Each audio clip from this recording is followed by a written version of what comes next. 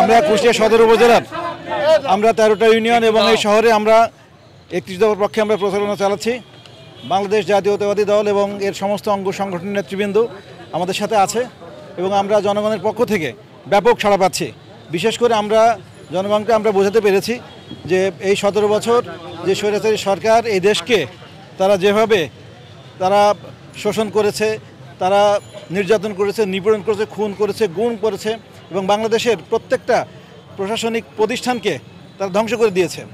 এখন বিএনপি এই প্রতিষ্ঠানগুলোকে কিভাবে তারা মেরামত করবে এবং কিভাবে তারা বিনির্মাণ করবে, এই জন্যই বাংলাদেশ জাতীয়তাবাদী দলের ভারপ্রাপ্ত চেয়ারম্যান দেশনায়ক জনাব তারেক রহমান রাষ্ট্র কাঠামো মেরামতের যে 31 দফা ঘোষণা করেছে, সেই 31 দফা নিয়ে আমরা জনগণের মাঝে আমরা এসেছি।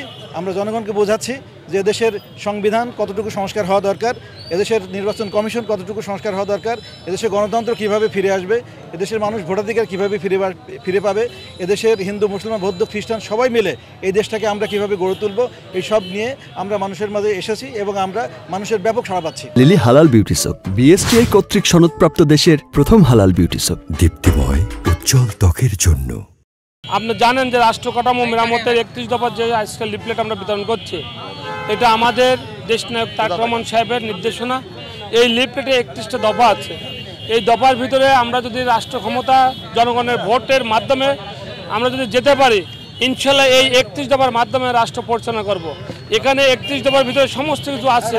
যারা আপনারা কম বেশি শিক্ষিত, আপনারা যারা লেখাপড়া জানেন, এই 31 দফাটা পড়লে আপনারা বুঝতে পারবেন যে বিগত দিন বিএনপি কি করেছে এবং আগামী দিন কিভাবে রাষ্ট্র পরিচালনা করবে, তার প্রত্যেকটা অর্থ এর ভিতরে আছে ইনশাল্লাহ। আমাদের দেশনায়ক তারেক রহমান যে 31 দফা কর্মসূচি দিয়েছিল, এটা হচ্ছে 23 সালে 13 জুলাই। এটা দিয়েছিল মূলত যে বিগত ফ্যাসিস্ট সরকার দেশের যে অবকাঠামোকে যে অবমূল্যায়ন করছে এবং অবকাঠামোকে ভেঙে ফেলছে, বিশেষ করে বাংলাদেশের প্রত্যেকটা সেক্টর, আপনি আইন শৃঙ্খলা থেকে শুরু করে অর্থনৈতিক সেক্টর বলেন, আর বিভিন্ন অফিস আদালত বলেন এবং রাষ্ট্র কাঠামো বলেন, সব কিছুতেই সংবিধানকে বলেন, সব কিছু তারা ছিঁড়ে ফিরে একাকার করে ফেলছে, নষ্ট করে ফেলছে।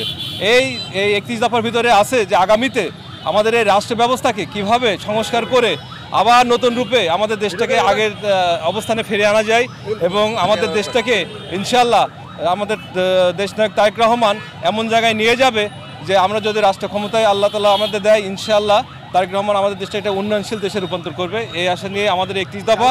আপনারা জানেন যে 31 দফা যারা সাধারণ মানুষ আমাদের এই 31 দফা যারা পাচ্ছে, তারা মনোযোগ সহকারে তারা এটা পড়ছেন এবং তারা স্বতঃস্ফূর্তভাবে এবং উৎফুল্লভাবে আমাদের 31 দফার পক্ষে তারা সমর্থন দিয়েছেন।